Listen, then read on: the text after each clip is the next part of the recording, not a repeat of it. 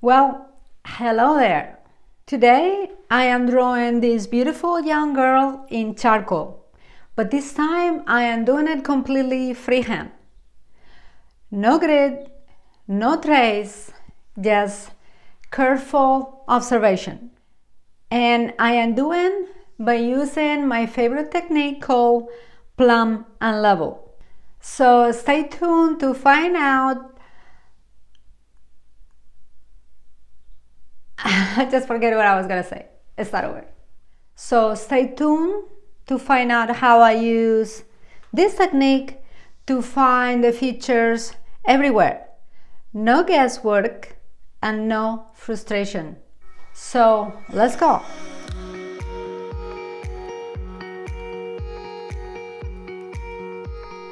These are all the supplies we are going to use for this drawing. I have reduced the image to 8 values on an app I have on my phone called Value Study. I began by lightly sketching the basic shape of the head and shoulders using my Nitram soft stick. You can see how I start using the technique called plumb and level to find where the face is in relationship to the hair.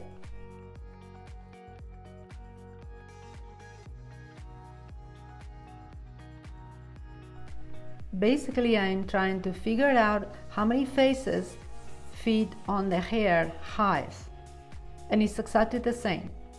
I marked the bottom of the chin, and now I want to know the width of the face in relationship to its height. Notice that I am only measuring vertically and horizontally, never on a diagonal.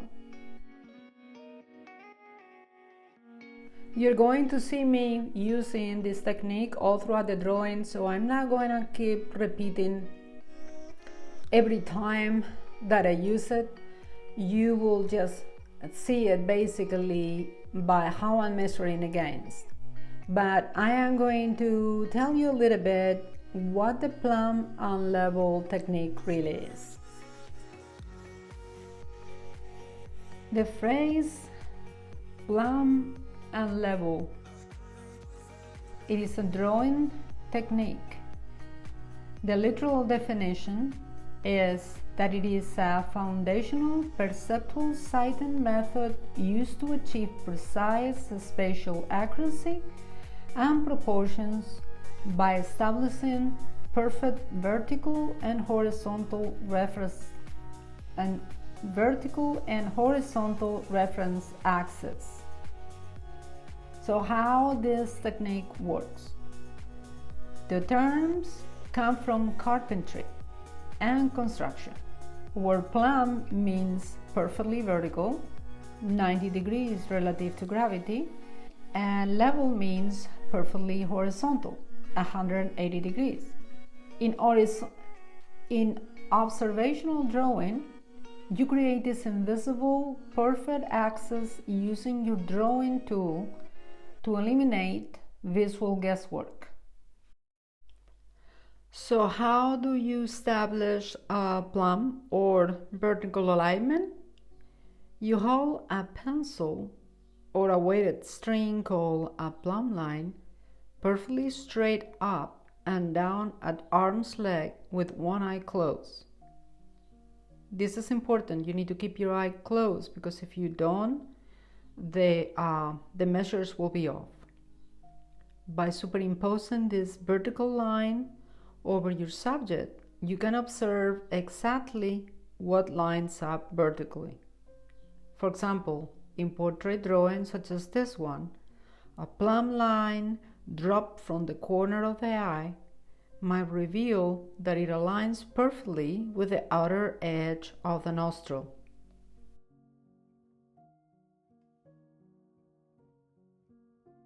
Establishing level.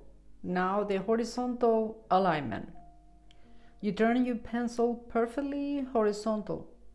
This allows you to check which features sit on the exact same horizontal plane. For example, you can visually trace if the tip of a subject's ear sits higher, lower, or level with their eyebrow line. Now, there are several rules or golden rules of execution. To prevent optical illusions and perspective distortion, you must follow strict physical parameters while checking your plumb and level. Number 1, lock your elbow straight out so the distance between your eye and the pencil remains entirely consistent. Keep the pencil flat in front of your face. Do not tilt it forward toward the subject or back toward your eye.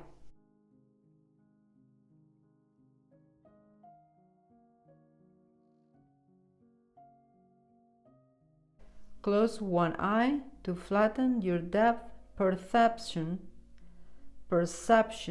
turning your 3D view into a 2D view plane that maps directly to your paper.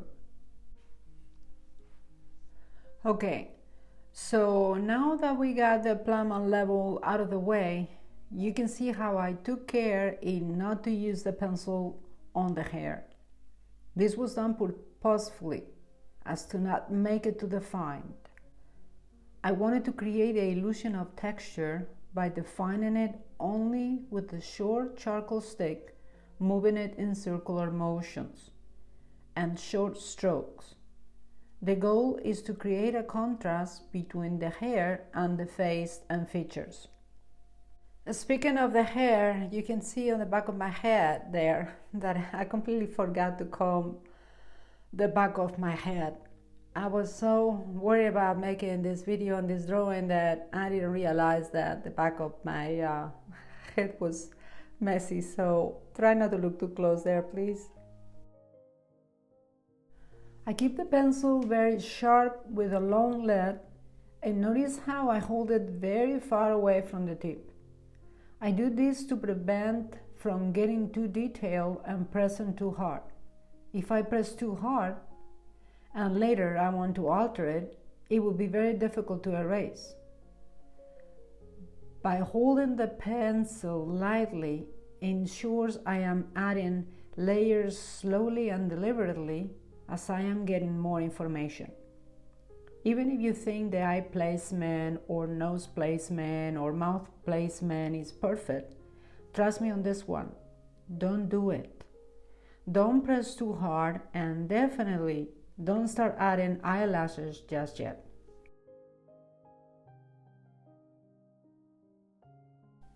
Wait till the entire drawing works as a whole before committing to strong lines and shadows.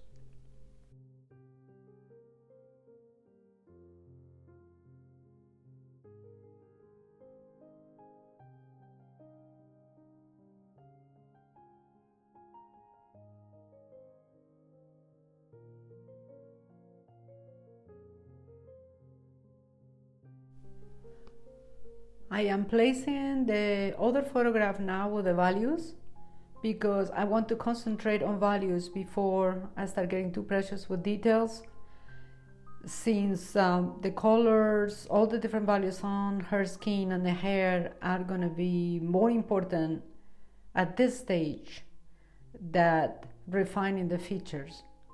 So just to prevent myself from getting too precious and start adding, those eyelashes and the highlights on the eyes and the forehead and the nose and the lips, I really want to build up my darks. It's very tempting to rush this stage because this is the most boring one, when you just keep adding with the pencil layers and layers and layers of different values in the skin. It can get boring. But my suggestion is, if you're bored, it's a different story. If you're bored here, just take a walk and do something else. I don't know, water your plants, cook dinner, take a walk, whatever it is you want to do.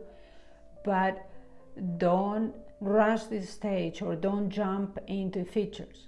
Just give yourself a fresh eyes and go back to it, because I can stress this enough. I made a lot of mistakes through the years, and this is a mistake that I used to make. At the beginning, I would get impatient, and I really, really want to start drawing all those beautiful eyes, or this beautiful mouth, or nose, or whatever, or the beautiful hair.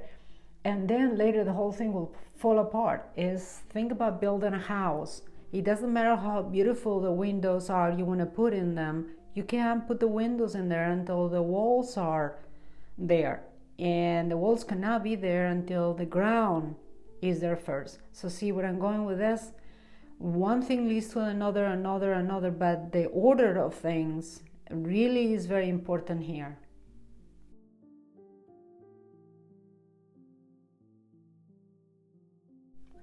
That is not to say that we cannot have fun in the process. There are many ways in which a beautiful portrait can be created, and all artists follow their own approach to create the effects they want. This seems contradictory to what I was talking about before, but it isn't. Foundations and steps seem to all be the same no matter the artist, but sometimes they take detours or may deviate from the norm as to keep their attentions and enthusiasms intact. And most of them started by following the rules for years first.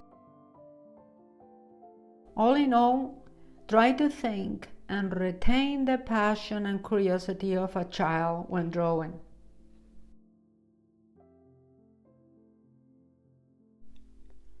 I tend to like drama in my portraits, so I usually like to darken the backgrounds. In this case, however, considering the darkening of her hair and skin, a more dramatic approach was to actually leave the paper white in the background. This way, a beautiful contrast was created with actually less effort. Oftentimes, less is more. In these other charcoal portraits here that I did, I followed the same approach. This drawing is more elaborate because I wasn't filming it, so I took more time with it. There's virtually no specific amount of time that we can spend in a portrait or on a drawing. Many of my drawings actually took longer than my paintings, precisely because I had only the black of the pencil to work with. No beautiful colors to pretty up. Much more needed to be accomplished with less. This is the reason why I always encourage my students to take drawing lessons first before attempting to paint. Learning to draw well takes much more time than learning to paint. I'm sure you have noticed that I always rest my hand on a cane when I am drawing. This prevents my hand from ever touching the paper and making a mess. The skin has oils that interfere with the texture of the paper and the charcoal. I can't begin to tell you how many times, how many drawings I have ruined because I rested a hand on the paper and I used my finger to blend too much.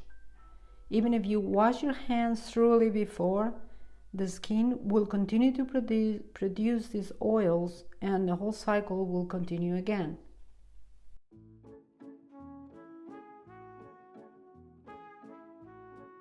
Drawing and other creative activities nourish the soul in ways that go far beyond making something beautiful. For one, it helps us slow down. When you draw, your attention settles on shapes, light, and details. The constant mental noise quiets down, creating a sense of peace. It gives us a voice without words. Some feelings are difficult to explain. Drawing allows emotions, memories, and dreams to emerge naturally on the page. It also connects us to the present moment.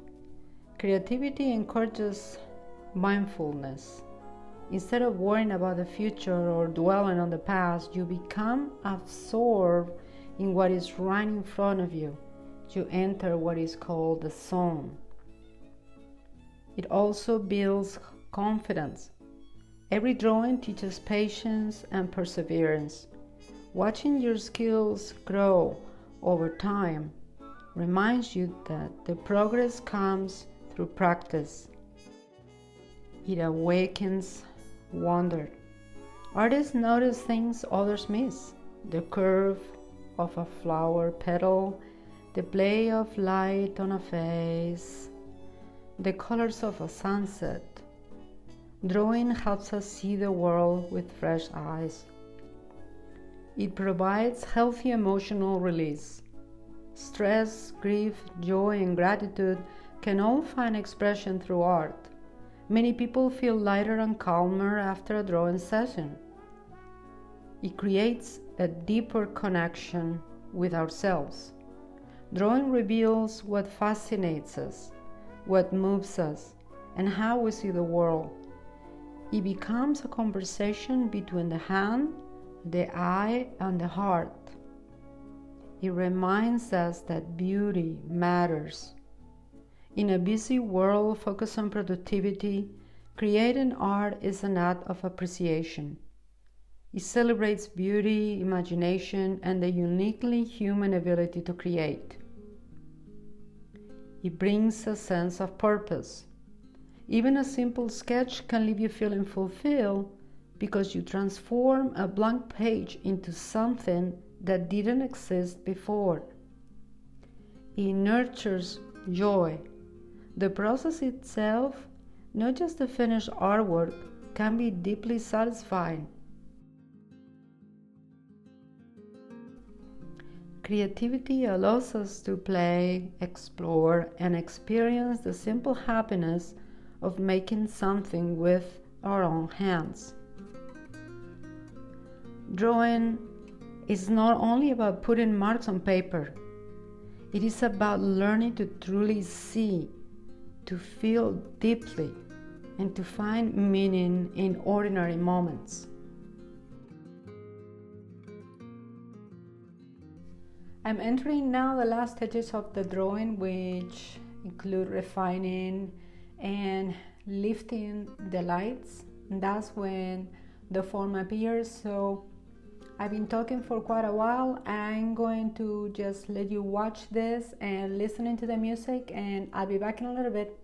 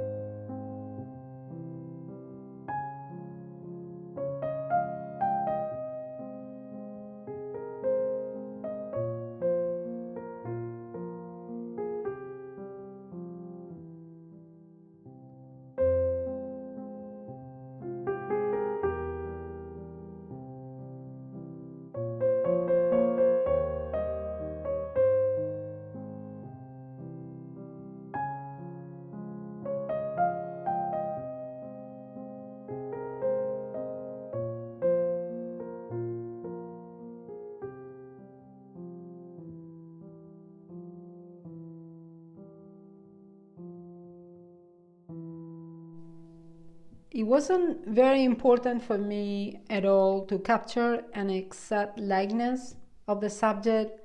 Number one, because it wasn't a commission, and number two, because I had a limited amount of time and it defeated the purpose of the demonstration, which was to create a beautiful charcoal drawing using the photograph of a beautiful girl as a reference. Because ultimately, a drawing portrait is more than a photograph. The goal is not always to copy every feature perfectly, but to capture the personality, the mood, the presence of the subject, and also your own feelings and interpretation. Because yes, as art is an interpretation. Art is interpretation. Every artist sees the world differently. A drawing can be successful even if it reflects the artist's unique vision rather than an exact replica. Also, strong fundamentals matter more. Good values, composition, edges, proportions often have a greater impact on the viewer than achieving a perfect likeness. Because emotion creates connection.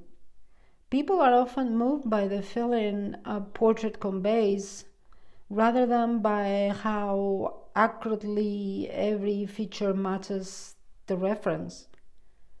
Also, perfection can limit creativity. Focusing solely on likeness may prevent artists from experimenting with expressive marks, textures, and personal artistic choices. Ultimately, the essence is what matters.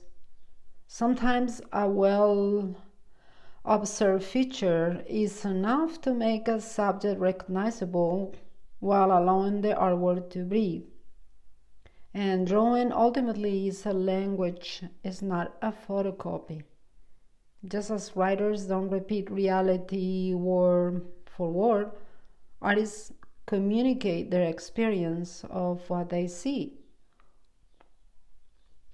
I'm reminded of this quote that I really like by Edgar Degas. Art is not what you see, but what you make others see. And with this, I'm going to leave you, and hopefully you enjoy this video. If you enjoy this video, please give it a like and subscribe, and that will encourage me to keep making videos like this in the future. Till next time!